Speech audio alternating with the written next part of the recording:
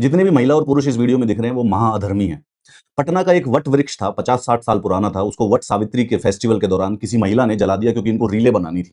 और उसके बाद इस समय ये सब खड़े होकर उसको देखने लग रहे हैं कि जल रहा है, कोई उसके ऊपर पानी भी नहीं डालने की कोशिश कर रहा है। वो पेड़ जो कि इनके दादाजी की उम्र का है, वो पेड़ जो कि पिछले 70 साल देख चुका है, जो कि मॉडर्न डे भारत की उम्र का है, उसको इन्होंने जला दिया क्योंकि इनको दिए इतने पास लगाने थे कि रीले बन जाए इनसे। वट सावित्री एक करवा चौथ की तरह फेस्टिवल होता है जो कि बिहार में मनाया जाता है। मैरिड वुमेन जो होती हैं, बरगद यानी कि जो वट वृक्ष होता है उसकी पूजा करती है। क्यों करती है? क्योंकि वट वृक्ष बहुत लंबे समय तक जीता है, तो वो इमॉर्टैलिटी, वो लॉन्जेविटी को रिफ्लेक्ट करता है। उसी प्रकार से उसकी रूट्स बहुत डीप होती हैं, तो यही जो क्वालिटीज हैं वो अपने पति में मिल जाए, तो उसके लिए वट वृक्ष की पूजा करी जाती है। अब इस वीडियो में जितनी भी महिलाएं यहाँ पे पूजा करने आई थी, इन सबने इस वट वृक्ष को जला दिया, इस बरगद के पेड़ को जला दिया। तो मेरे हिसाब से तो लॉजिकली स्पीकिंग इन्होंने अपने पति की जो लंबी आयु थी उसको पूरा का पूरा जला दिया।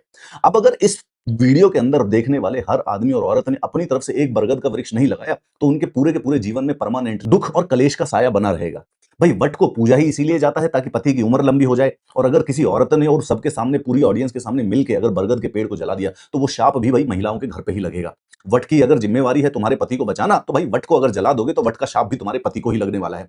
तो मैं तो ये कहता हूं कि इस वीडियो में जितनी भी महिलाएं थी, अपना एक एक नया नया बरगद का पेड़ लगा दो, वरना जो पति की उम्र है वो जो छोटी हो जाएगी।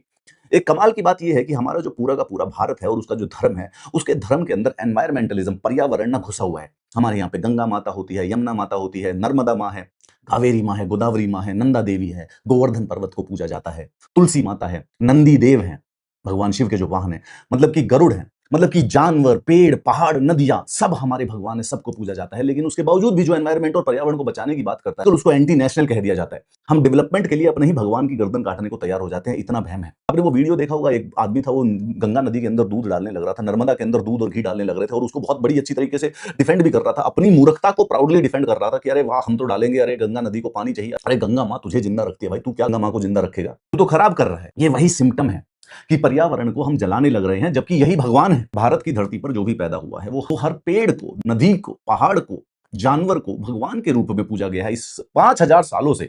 और आज हम इतने पागल हो चुके हैं अंधविश्वास के अंदर कि बस उन्हीं चीजों को जला के साफ कर रहे हैं। हमें लग रहा है कि कुछ रीलें, इंस्टाग्राम की रीलें बन जाएंगी तो उससे भगवान हमको, हमारी प्रशंसा करेंगे और हमारी इच्छा पूरी कर देंगे।